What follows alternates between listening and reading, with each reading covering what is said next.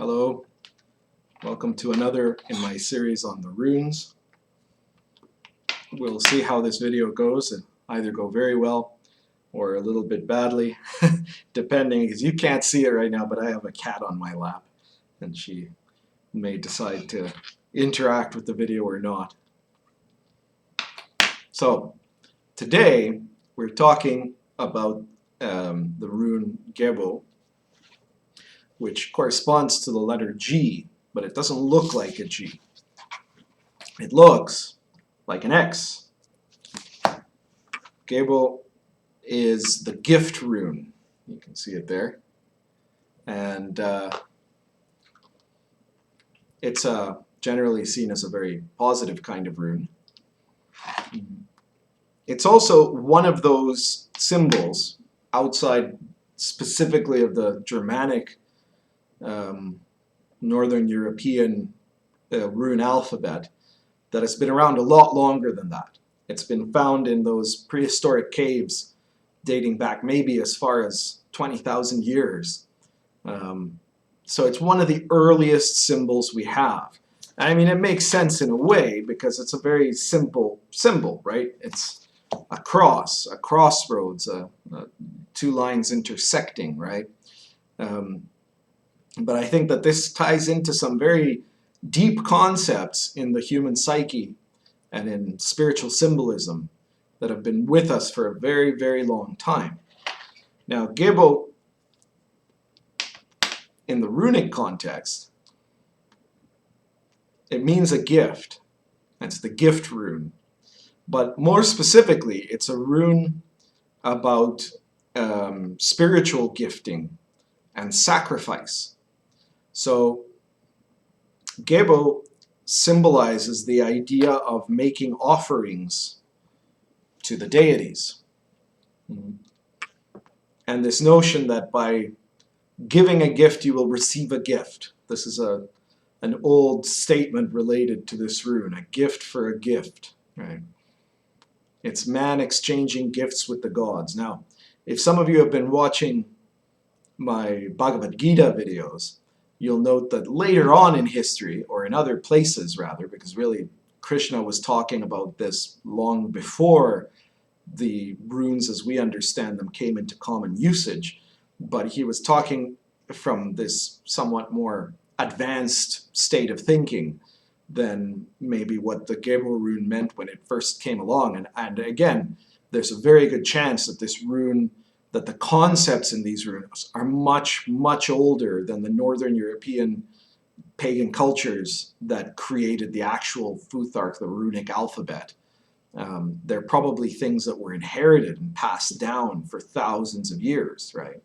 Now, in the Bhagavad Gita videos, Krishna takes a dim view on people who engage in the kind of religion that involves trying to make deals with divinities, right? Trying to make bargains with the gods, where if you do this for me, then I'll, give you something, right? Or I'm going to give you all this attention and this praise and donate money to Reverend Bob, and then hopefully Jesus will bless me, right? That kind of thing. And that's certainly a part of what the Gebo rune can symbolize, right? This idea of trying to get something in exchange for something else, right? Whether it's with other people or whether it's with spirits of some kind, right? With deities or what have you. And so the suggestion is that this is sometimes a valid notion to take.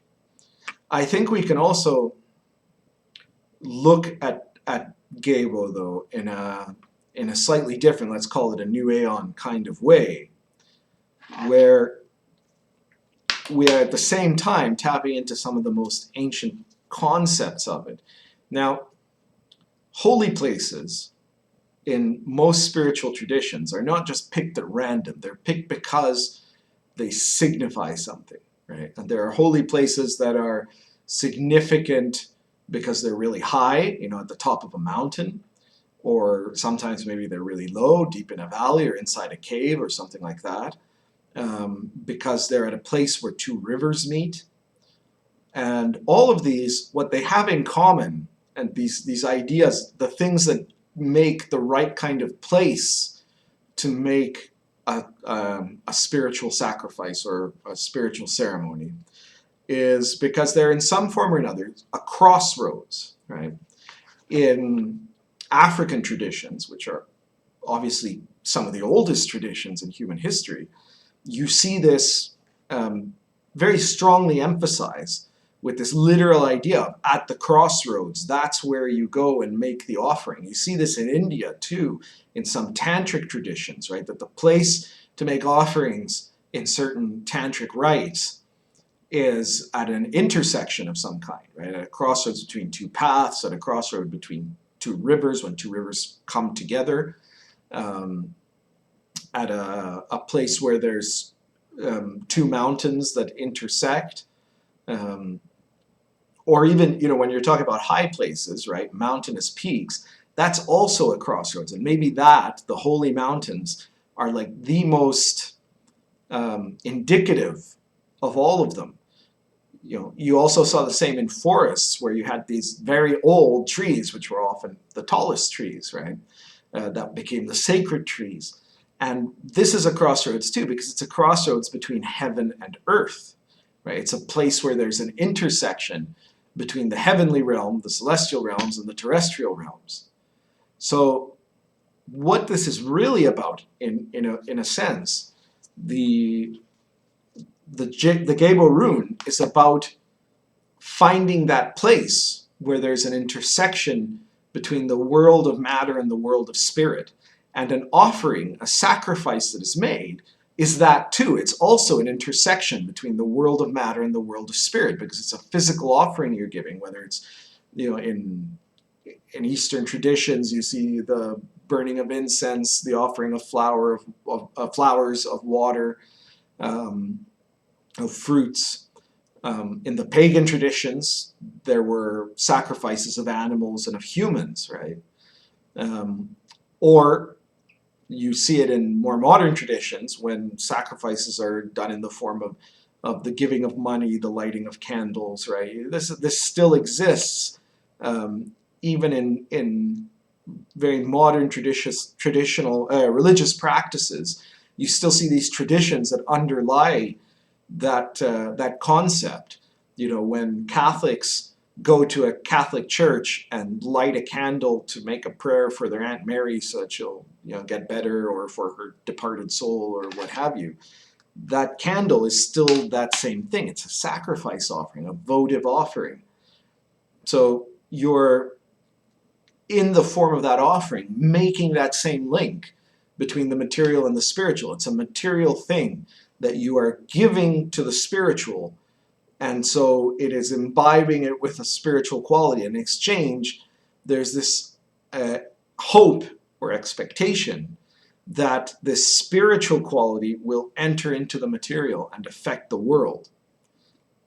So I think that the main thing to keep in mind, not to downplay the idea of Gebo as the exchanging of gifts, or to downplay the idea of making these kind of spiritual offerings as an act of magic to then obtain a goal, obtain a result, is the underlying concept of creating a union. It is that place, the center of the X, where spirit and matter come together, where the divine and the terrestrial come together. And it has to be at the right place.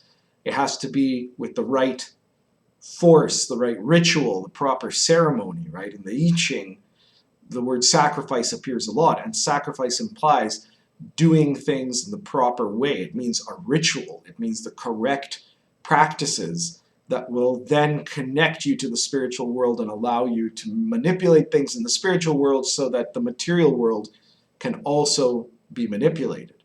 So it's a very powerful magical formula, and it can be understood as this idea that you are giving something up, ideally something that is something that you valued, but now you understand that there is something of a greater value to offer. Right? And it also connects back to that idea that we see, a very sophisticated idea that we see with the story of Odin and how he got the runes, where he sacrificed himself. He was the offering on a tree, this sacred tree that connects the heavens and the world, the upper and the lower world and the middle world, Midgard, right, where we are. The roots at the bottom, the tops of the tree and the trunk, and he impaled himself on a sacred lance and gave up his being to obtain this greater awareness, this greater understanding. And so this is the real, undertone, the initiatory undertone of the symbol of the Gebo rune. And you can understand it not just as being this idea of, I'm going to give you something and you give me something, but of asking yourself, what are the gifts? What are the things that you should be prepared to give up in order to get something greater, right? In order to receive, what is it that you want to receive and what is it that you're willing to sacrifice in order to obtain it? That's it for today.